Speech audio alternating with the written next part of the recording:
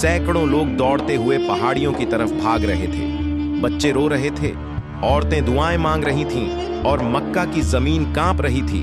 दूर से एक अजीब सा शोर आ रहा था और जब लोगों ने देखा, सामने से धूल के गुब्बार में कुछ बहुत बड़ा, बहुत भारी चीज आ रही थी। वो थे हाथी और उनके पीछे एक बहुत बड़ी फौज। बहुत समय पहले की बात है। मक्का की पवित्र धरती पर लोग सुकून से रह रहे थे, मगर दूर यमन में एक जालिम बादशाह था, अब्राहा। अब्राहा ने एक भव्य गिरजाघर बनवाया और चाहता था कि सारी दुनिया हज के लिए मक्का की बजाय वहीं आए। लेकिन अरब के लोगों के दिलों में सिर्फ काबा बसता था और काबा की तवाफ को वो सबसे बड़ा इबादत मानते थे।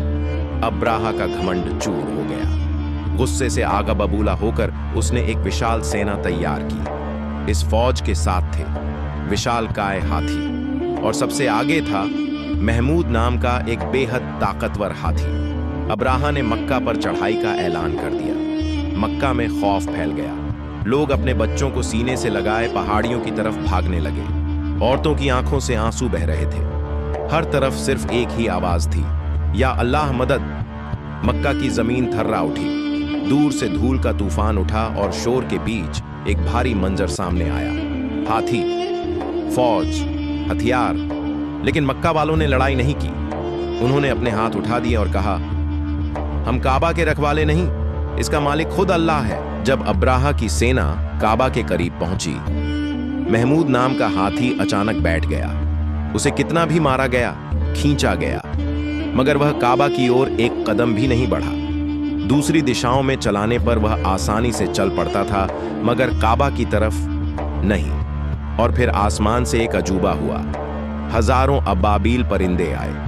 हर परिंदे की चोंच और पंजों में छोटे छोटे तपते पत्थर थे।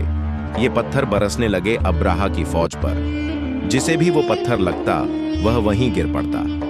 कुछ ही पलों में अब्राहा की विशाल फौज मिट्टी में मिल गई। अब्राहा खुद भी बुरी तरह जख्मी हुआ और वापस भागते हुए रास्ते में दम तोड़ बैठा। अल्लाह ने अपने घर की हिफाजत खुद फरमाई। न कोई तलवार चली, न कोई इंसानी लड़ाई हुई। इस चमत्कार भरे साल को आम उल फील कहा गया, यानी हाथी का साल। और उसी बरकत वाले साल में हमारे प्यारे नबी हजरत मोहम्मद सल्लल्लाहु अलैहि वसल्लम दुनिया में तशरीफ लाए। ये दास्तान हमें सिखाती है, जब दिल से अल्लाह पर भरोसा किया जाए तो दुनिया की कोई ताकत नुकसान नहीं पहुंचा सकती।